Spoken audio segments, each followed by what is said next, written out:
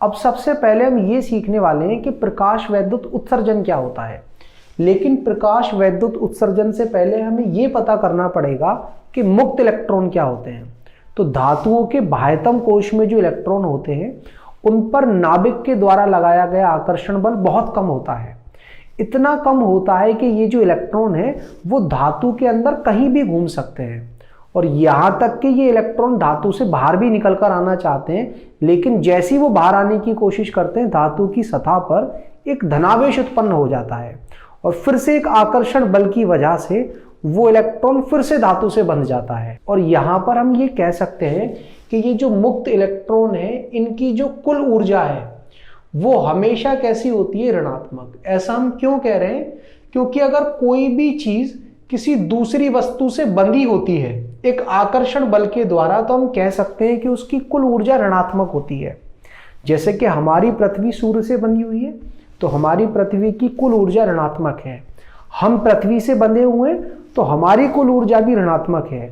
नाभिक के चारों तरफ जो इलेक्ट्रॉन घूम रहे हैं वो भी नाभिक से बंधे हुए हैं आकर्षण बल से, तो उनकी भी कुल ऊर्जा कैसी होती है, ऋणात्मक। इसी तरह से ये जो मुक्त इलेक्ट्रॉन है इनकी भी कुल ऊर्जा होगी ऋणात्मक। और अगर आप इन मुक्त इलेक्ट्रॉनों को धातु से बाहर निकालना चाहते हो तो आपको इनकी कुल ऊर्जा कम से कम शून्य करनी पड़ेगी, या तो शून्य करनी पड़ेगी या फिर धनात्मक करनी पड़ेगी। तो वो न्यूनतम ऊर्जा जिसको धातु को अगर प्रदान कर दिया जाए तो इलेक्ट्रॉन बाहर निकलकर आ सकते हैं, उस न्यूनतम ऊर्जा को कहा जाता है कार्यफलन।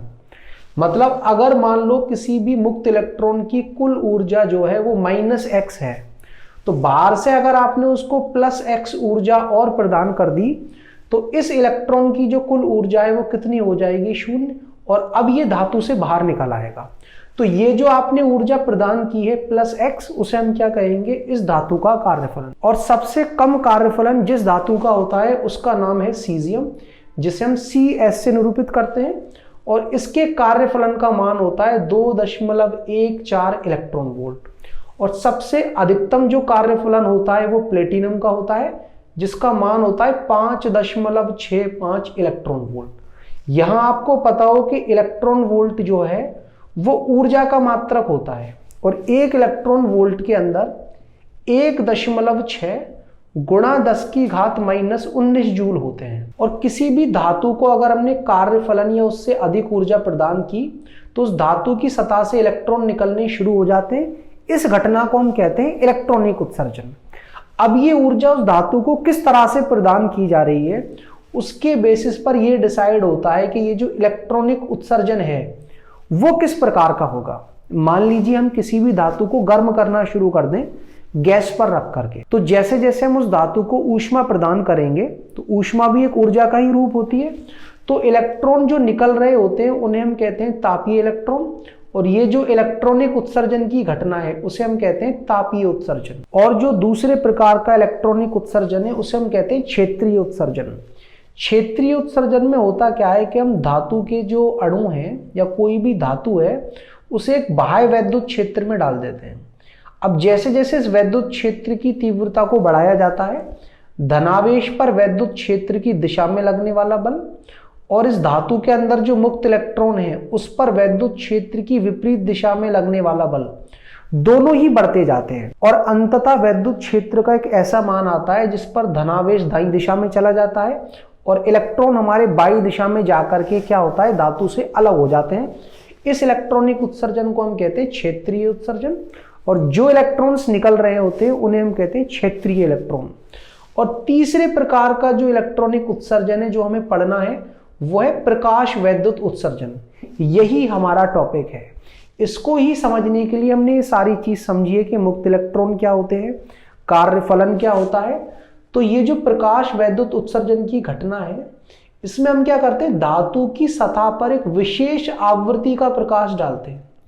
विशेष आवृत्ति का प्रकाश इस वजह से क्योंकि ये जो प्रकाश है वो हमें पता हो प्लैंक के क्वांटम सिद्धांत के अनुसार कि ये फोटोन से मिलकर के बना होता है।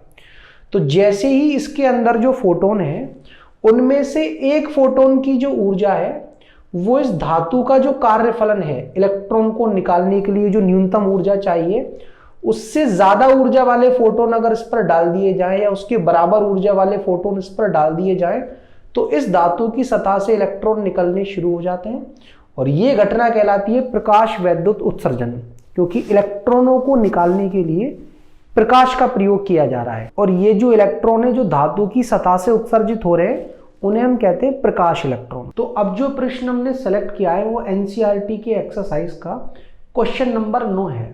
प्रश्न कुछ इस तरह से है, एक निश्चित धातु के लिए कार्यफलन का मान 4.2 इलेक्ट्रॉन वोल्ट है।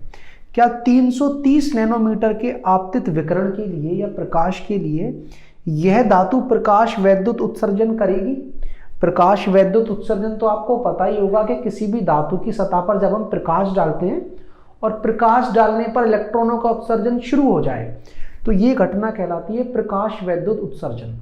लेकिन ये उत्सर्जन होता कब है कि जो प्रकाश है वो हमारा फोटोनों से मिलकर बना होता है और एक फोटोन की जो ऊर्जा है अगर इस धातु के कार्यफलन से ज्यादा हुई तो इलेक्ट्रॉनों का उत्सर्जन होता है और अगर फोटोन की ऊर्जा धातु के कार्यफलन से कम है तो इलेक्ट्रॉनों का उत्सर्जन नहीं होता। याद रहे कि ऐसा बिल्कुल भी नहीं है कि दो फोटोन मिलकर के एक इलेक्ट्रॉन निकाल सकते हैं। एक फोटोन जाकर के एक इलेक्ट्रॉन से मिलेगा और अगर उसकी ऊर्जा कार्यफलन से ज्यादा है तो इलेक्ट्रॉनों को निकाल देगा, वरना चाहे आप एक फोटोन डालो, चाहे 1000 फोटोन डालो, चाहे लाख या चाहे करोड़ फोटोन डालो, करोड़ फोटोन मिलकर भी एक इलेक्ट्रॉन नहीं निकाल सकते अगर फोटोन की ऊर्जा धातु के कार्यफलन से कम है। तो हमें ये देखना पड़ेगा कि ये जो 330 नैनोमीटर का जो आपतित विकिरण या प्रकाश है क्या इसमें एक फोटोन की ऊर्जा 4.2 इलेक्ट्रॉन वोल्ट से ज्यादा है या कम है। और इसके लिए हमें ये करना है कि प्लैंक ने जो अपना क्वांटम सिद्धांत बताया है उसकी सहायता से फोटोन की ऊर्जा हम निकाल सकते हैं अगर हमें प्रकाश की आवृत्ति या फिर प्रकाश का तरंग दैर्घ्य बता रखा हो। लेकिन यहाँ पर अधिकतर क्वेश्चंस में हमें फोटोन की ऊर्जा इलेक्ट्रॉन वोल्ट में निकालनी पड़ेगी, क्योंकि धातु का जो कार्यफलन होता है वो इलेक्ट्रॉन वोल्ट में होता है और इलेक्ट्रॉन वोल्ट में फोटोन की ऊर्जा निकालने के लिए आप क्या करें, 1240 को लैम्डा से कर दें विभाजित, बस लैम्डा को डालें आप नैनोमीटर में, आपको फोटोन की ऊर्जा डायरेक्ट मिलेगी इलेक्ट्रॉन वोल्ट में।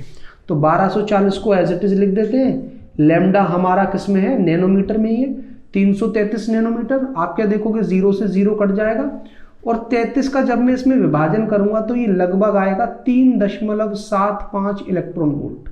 आप देख सकते हो कि ये जो आपतित प्रकाश है उसमें एक फोटोन की जो ऊर्जा है वो धातु के कार्यफलन से कम है और अगर फोटोन की ऊर्जा धातु के कार्यफलन से कम है तो प्रकाश वैद्युत उत्सर्जन नहीं होगा।